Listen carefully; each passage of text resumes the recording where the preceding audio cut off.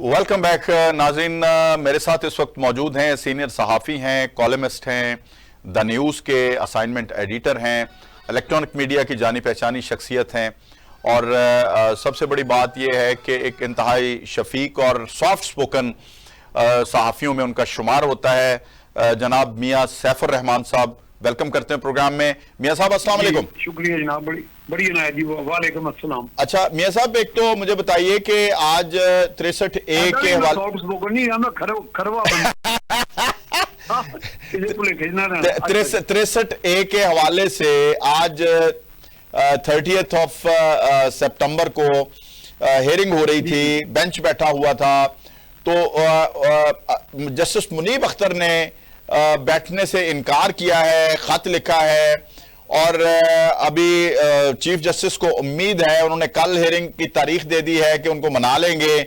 तो मुझे बताइए कि ये जो तमाशा सा लगा हुआ है अदालतों में, तो इसके हवाले से हम कहाँ खड़े हैं और क्या फ्यूचर है?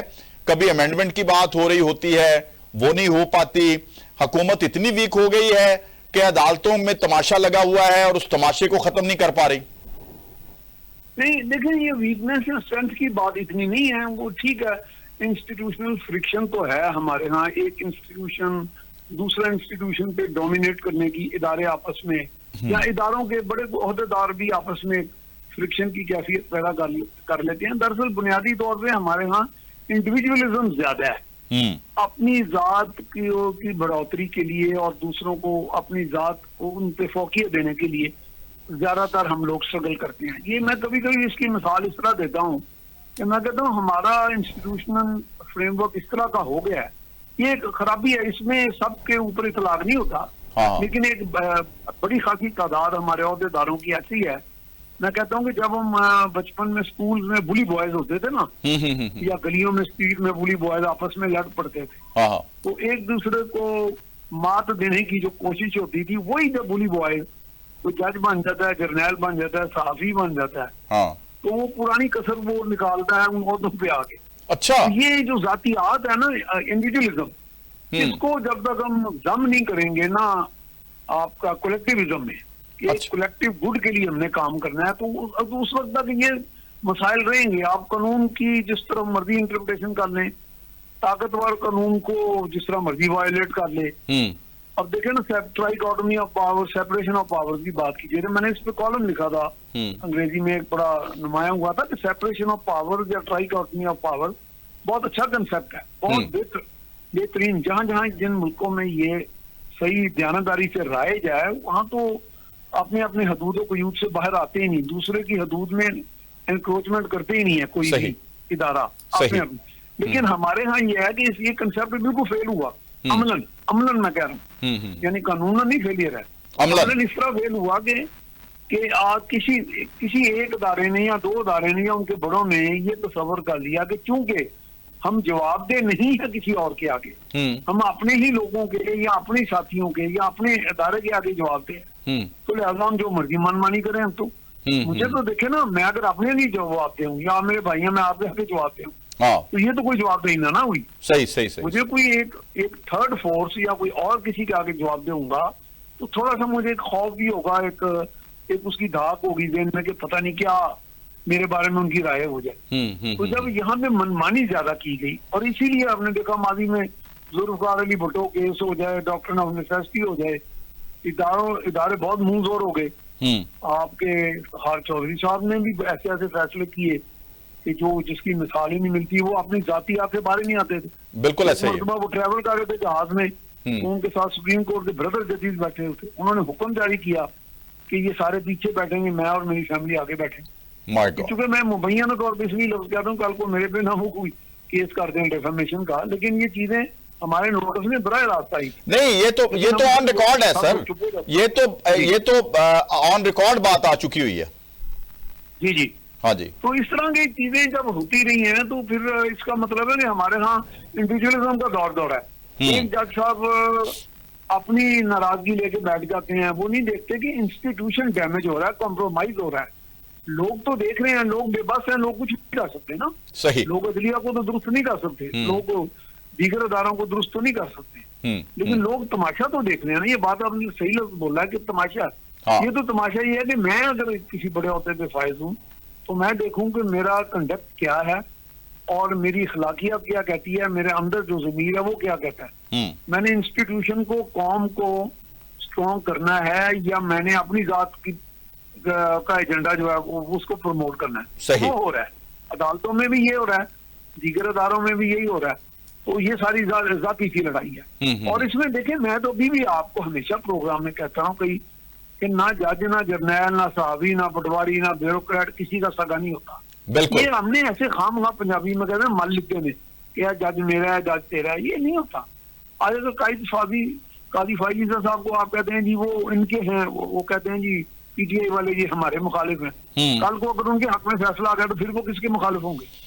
वो तो बल्कि उस दिन मैं हामिद मीर साहब का एनालिसिस सुन रहा था, वो कहते हैं जी वो तो उनको तो कोई पार्टी नहीं, उनका पीपल पार्टी वाले भी कहते हैं उन्होंने नहीं। असल मियां साहब असल बात ये है, मियां साहब असल बात ये है कि ये तेरा जज मेरा जज, ये जो अपना गर्दान है, इससे हम कैसे निकल पाएंगे? ये किस तरह देखें, हरकतें तो ऐसी हो रही हैं, आप जरा थोड़ा देखें ना, मैं और आप क्या कर सकते हैं। हरकतें तो ऐसी हो रही हैं, जिस तरह का फैसला आया है स्पेशल सीटों के हवाले से, उसमें जिस तरह की कानून को वायलेट किया गया है और आइन को रीराइट किया गया है, तो आप जरा बताएं कि इस तरह के जब फैसले आएंगे, क्लॉक रिवर्स हो जाएगा, तो फिर ये तो शायबा तो होगा, बल्कि बड़े कॉन्फिडेंस से ये लोग कह रहे हैं कि वो 8 जज जो हैं या 7 जज जो हैं वो प्रो पीटीआई हैं। और फिर जो इमरान खान की बहन ने कल स्टेटमेंट दी है कि हम एक जज साहब की गाड़ी में बैठ के प्रोटोकॉल में आए हैं कि हम आपकी आजादी के लिए निकले हुए हैं, हमें पिंडी तक जलसे में पहुंचा दे। तो मुझे बताएं, इस तरह के जो पीटीआई के रवैये हैं, आजादी कह रहे हैं, किसकी आजादी कह रहे हैं वो? जज कहती हैं कि जी हमें कोई आने नहीं दे रहा था, रास्ते में रुकावटें थी, तो हम जज साहब से रिक्वेस्ट की कि हम आपकी आजादी के लिए निकले हुए हैं। मैं देखिए एक बात कह दूं, और मैं बबांगे दोहल कह रहा हूं, ये मैं ठोक बजा के कह रहा हूं, अदलिया की आजादी एक फ्रॉड कंसेप्ट है। पाकिस्तान में अदलिया मुकम्मल आजाद है। हाँ। पंजाब के, पाकिस्तान के 25 करोड़ अवाम के मुकाबले में। सही। अगर कोई एक जज या 2 जज किसी जर्नैल के से मरूब हो जाते हैं तो वो आजादी का इशू बनता ही नहीं है। पाकिस्तान का एक सिविल जज पूरी 25 करोड़ अवाम के ऊपर हावी है। बिल्कुल ऐसे अपनी मनमानी करता है, जो चाहता है वो फैसला करता है, चाहे वो तहरीस में करता है, दबाव में करता है, अपनी मनमानी में करता है। अवाम तो किस रहे हैं जुडिशरी के हाथों? बिल्कुल। अवाम ने आज तक क्या फलाह पाई है जुडिशरी में? वहां कहाँ आजादी आ गई? इतनी आजादी है, मादक की तरह आजादी है, बल्कि अगर एक अदालत में केस चल रहा है किसी का, अवाम का केस, मैं किसी पॉलिटिशियन का केस नहीं कह रहा, तो उसी तरह की अदालत में अगर उसी प्रेमिसेस पर, उन्हीं बुनियादों पर, उन्हीं निकात पर अगर केस लड़े तो फैसला अक्सर मुख्तलिफ होगा। बिल्कुल ऐसे। अच्छा, पंचायती नहीं पाई जाती। हाँ, बल्कि आप बड़ी जबरदस्त आपने बात की है। पाकिस्तान नहीं, चलो पंजाब में ही पंचायत सिस्टम ही बहाल कर दें, क्योंकि पंचायत सिस्टम बहाल करने से जो है ये सिविल जजेस का बोझ भी कम होगा, और ये जो रोटी रोजी का सामान बना हुआ है वकला का और अदालतों का, और गरीब अपने झुग्गा बेच के, घर बेच के जो है अपने बच्चों की फीसेज नहीं दे पाता, लेकिन मुकदमेबाजी में उलझा हुआ एक शख्स जो है वो इनकी रोटी रोजी का बंदोबस्त कर रहा होता है।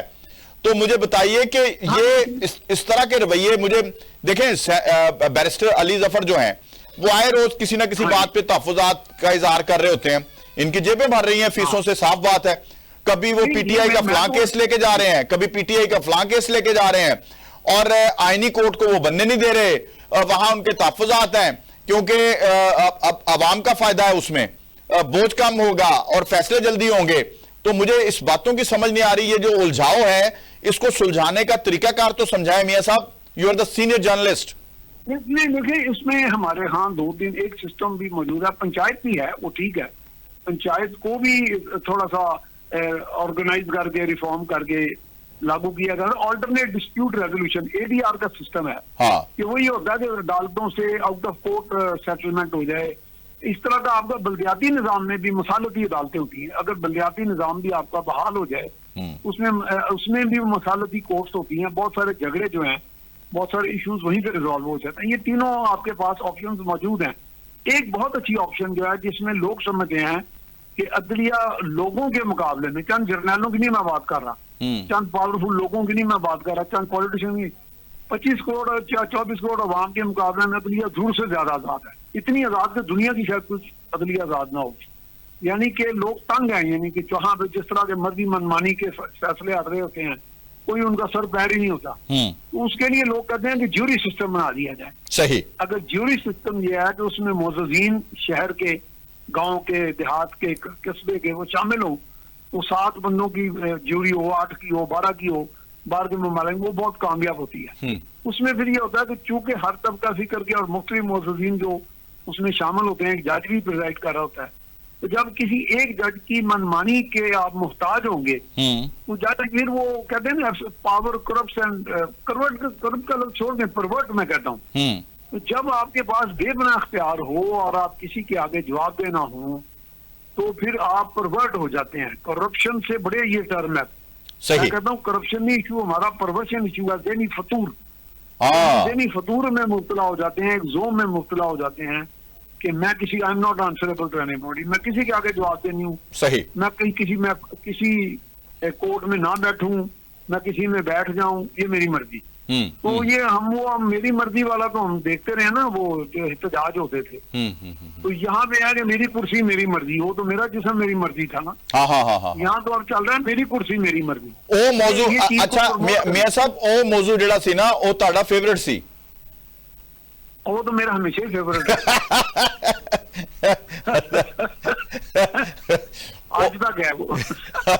मतलब वो आपका फेवरेट मौजू है। अच्छा, ये जरा थोड़ा सा ये खुश्क मौजू है, इस पे जरा हमें समझाएं कि अब अवाम इसके मरहूने मिन्नत हो गए हैं। यानी मुझे समझ नहीं आ रही कि अब तो आज तो एक पीटीआई की खातून थी मेरे साथ प्रोग्राम में, वो भी मानने को तैयार हो गई हैं कि जी 8 जज साढ़े ने। हाँ नहीं, ये बड़े अनफॉर्चुनेट ना, पीटीआई ने ये जो एक बयानिया गढ़ा ना कि ये जज हमारे हैं, ये जज उनके नहीं है। लेकिन जजों ने भी तो यहाँ ऐसा कंडक्ट शो करना ना कि हम किसी के भी नहीं है। हाँ, लेकिन वो मेरा जाती ख्याल है कि इंट्रिंसिकली बुनियादी तौर पे जज किसी का भी नहीं होता, वो कानून का नहीं। लेकिन सर जो स्पेशल सीट्स पे आया है फैसला, अब तो उसके ऊपर हम बात कर सकते हैं। उसमें हमें तो बहुत सी वुकला की बड़ी तादाद के, देखो ना वुकला में अंदर भी तो कोई, देखो ना हम वो एक लफ्ज पंजाबी में कहते हैं फलाना मन इस तरह, तो आगे वो मैं लफ्ज नहीं बोल सकता। सही। तो जितनी हुज्जतें हमारे वुकला, और मैं तो इसलिए कहता हूँ, मेरे साथ एक प्रोग्राम में 2 लॉयर्स उतरा थे, एक टीवी प्रोग्राम में, उनका जी रूल ऑफ लॉ। मैं कहा जी रूल ऑफ लॉ तो तब होगा जब रूल ऑफ द लॉयर खत्म होगा। तो मुल्क में रूल ऑफ द लॉयर है, लॉयर उसको रूला फेर देता है लॉ के ऊपर। सही। वो आप कोई दलील दे रहे होते हैं, दूसरी दलील आती है, उनमें से दलीलें लड़ती हैं।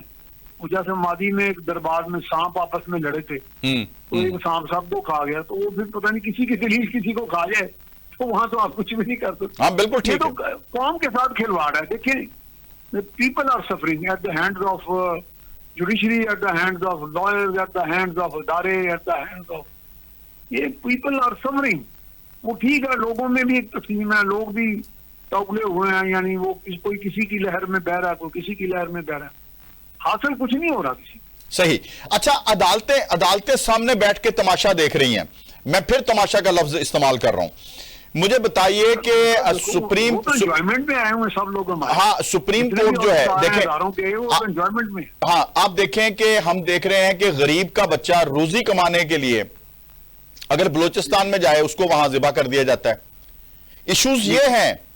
और केपीके का वजीर आला वो टांगे ऊपर रख के वो बैठा हुआ है स्क्वाड की गाड़ी के ऊपर और तबला बजा रहा है, और जिस तरह से वो डांसिंग डॉल बना होता है, मैं तो डांसिंग बॉय भी कहने का उसके हक में नहीं हूं, और फिर वो धमकियां दे रहा होता है।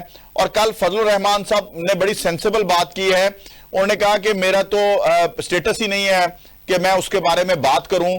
वो पंजाबी पठान को लड़ाना चाहता है, पहले ही हमारा सूबा जो है वो है जंगो जदल से गुजर रहा है, खून की यहाँ पे बह रहा है हमारे लोगों का, तो वो किस चक्कर में है? आप बताएं कि क्या ये अदालतों को नजर नहीं आता, उनको ऐसे लोगों को रिलीफ पे रिलीफ दे रही हैं? देखिए ना, जो माजी में अब तो खैर वो सुओ मोटो का भी इख्तियार चूंकि एक जज के पास नहीं है, लेकिन ये है कि अगर सुओ मोटो लिया जाए तो पब्लिक गुड के लिए भी लिया जा सकता ना, कि जहां जहां पे आप कोई नुक्से अमन देख रहे हैं, मजदूरों को कत्लेआम देख रहे हैं, निहत्ते मजदूरों का, तो वहां पे भी तो करें ना। जिस तरह मैं माजी में कहता था कि जी बेनिफिट ऑफ डाउट आपने मुलजम को तो देना ही देना है, तो पब्लिक को दे दें। जब दहशतगर्दों का जो कत्लेआम कर रहे होते हैं तो दहशतगर्द को तो बेनिफिट ऑफ डाउट ना दें, क्योंकि मेरा जाती ख्याल है, मेरी तो अब तक कन्विक्शन यही है। लोग कहते हैं जी प्रोसिक्यूशन खराब थी, इन्वेस्टिगेशन नहीं सही हुई, जज ने कहा कि जी इसको बरी कर दो। मैं कहता हूँ कि जज, अगर जज का जमीर मुतमिन हो कि सबने कत्ल किया है, तो फिर वहां पे भी कोई होना चाहिए। कि मैं अब तक नहीं मानता कि प्रोसिक्यूटर तो जज नहीं होता, इन्वेस्टिगेटर जज होता है। सही सही तो सही। अगर प्रोसिक्यूटर ही जज है तो फिर जज लगाने की क्या जरूरत है? Very nice, investigator he this is the point sir, लगाने की क्या जरूरत? This is the point, this is the point. जज ने तो सी थ्रू करना है कि दोनों में क्या खराबी है। हाँ, दफा तरमीम का अख्तियार नहीं होता। जब अदालत में केस आता है तो जज कहता है इन ऑफेंसेस को तब्दील करें, ये ऑफेंसेस लगाएं, ये डिलीट करें। सर आप जज के पास इख्तियार है। आपको आप बार बार जज लफ्ज इस्तेमाल कर रहे हैं, इसी में सब कुछ पिन्हा है। उसने जज करना है, वो रेफरी है, जज करना है। हाँ जी, तो अगर वो जज नहीं करता, अगर पार्टी बन जाता है तो फिर उसने जजमेंट देनी है, जज करके उसने जजमेंट देनी है। पार्टी तो हमारे यहाँ तो अदलिया पार्टी बनती रही है ना जी, माजी में एक पूरा ट्रैक रिकॉर्ड है आपके यहाँ।